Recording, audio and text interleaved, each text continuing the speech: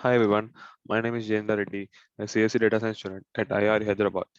In this video, the topic is about compiling Fortran for memory distributed memory machines.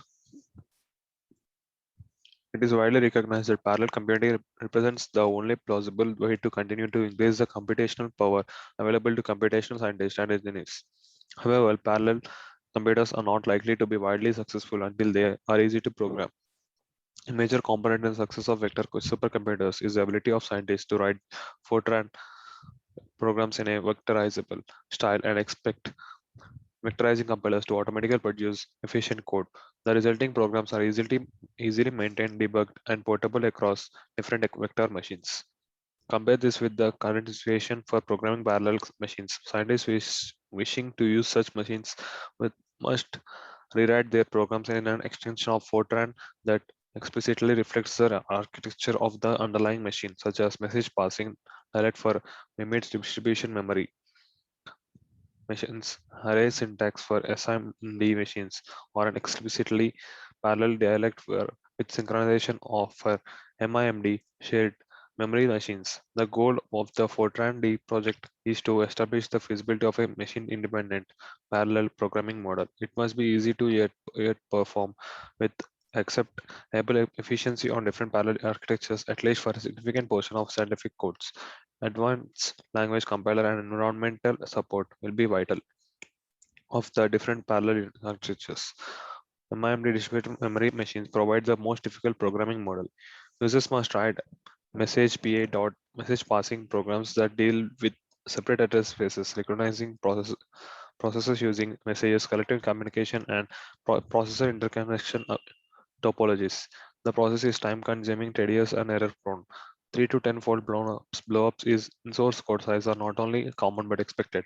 Even worse, the resulting parallel programs are extremely machine specific. Scientists are thus discouraged from utilizing these machines because they risk losing their investment, whether the program changes or a new architecture arrives. We propose to solve this problem by developing the compiler technology needed to automate translation of Fortran programs to MIMD distributed memory machines. We find that selecting a data decomposition is one of the most important intellectual steps in developing data parallel scientific codes. Though many techniques have been developed for automatic data decomposition, we feel that the compiler will not be able to choose an efficient data decomposition for all programs. To be successful, the compiler needs additional information not present in vanilla Fortran.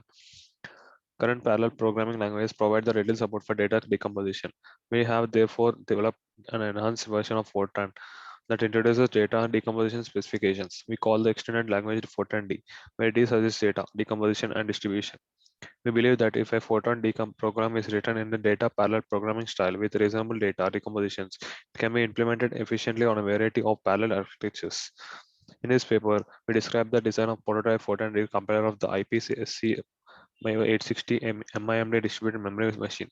The goal of the compiler is to automate the task of deriving node programs based on the data decomposition. For these machines, it is particularly important to minimize both communication costs and load imbalance.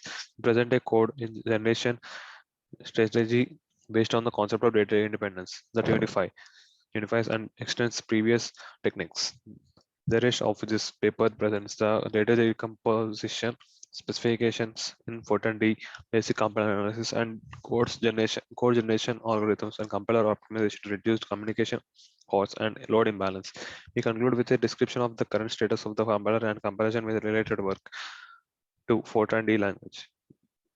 The data decomposition problem can be approached by considering the two levels of parallelism data parallel applications. First, there is question of how the arrays should be aligned with respect to one another, both within and across array dimensions. We call this the problem mapping induced by the structure of the underlying computation.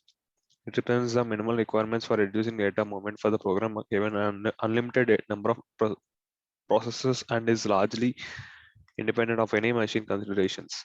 And the alignment of arrays in the program depends on the natural fine grained parallelism defined by individual members of data arrays. Second, there is question of how arrays should be distributed on the actual parallel machine. We call this the machine mapping caused by translating the problem onto the finite sources of the machine. It is affected by the topology communication mechanisms, sizes of the local memory, and number of number of processes in the underlying machine. The distribution of arrays in the program depends on the coarse-grained parallelism defined by the physical parallel machine. Fortran provides data decomposition specifications for these two levels of parallelism using the decomposition, align, and distribute statements. Decomposition is an abstract problem or index domain. It does not require any storage. Each element of a decomposition represents a unit of computation. The decomposition statement declares the name, dimensionality, and size of decomposition for later use. The align statement is used to map arrays onto decompositions. Arrays mapped to the same decomposition are automatically aligned with each other. Alignment can also take place either within or across dimensions. The alignment of arrays to decompositions is specified by placeholders in the subscript expressions of both the array and decomposition. The example below. So here is the example of real decomposition and align. And here is the Fortran recompiler. The two major steps in writing a data parallel program are selecting a data decomposition and using it to derive node programs with explicit data movement. We leave the task of selecting a data decomposition to the user or automatic tools. So the main goal of the compiler is to minimize load imbalance and communication costs. And the prototype Fortran compiler is being developed in the context of Parascope programming environment. The compiler is separated into three major phases: program analysis, program optimization, and code generation. So program analysis is subdivided into dependence analysis, data decomposition analysis, partition analysis, communication analysis. Program optimization is subdivided into program transformations, message vectorization, collective communication, runtime processing. And code generation is subdivided into program partitioning, message generation, storage management. So scalar data flow analysis means control flow, control dependence, and live range information are computed during the scalar data flow analysis phase.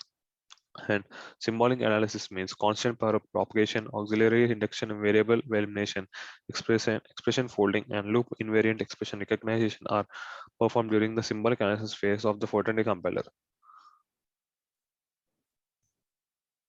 So here is the Fortran data decomposition specifications. So this is the decomposition and real align with distribute D, cyclic. So figure 3 is about Jacobi. And figure 4 is about Livermore kernel 23.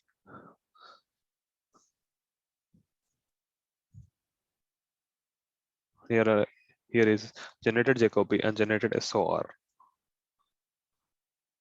So here we take the input loop next with index variables I1 to IN, list of all group carried to two dependencies, data decomposition of all distributed arrays in loop nest.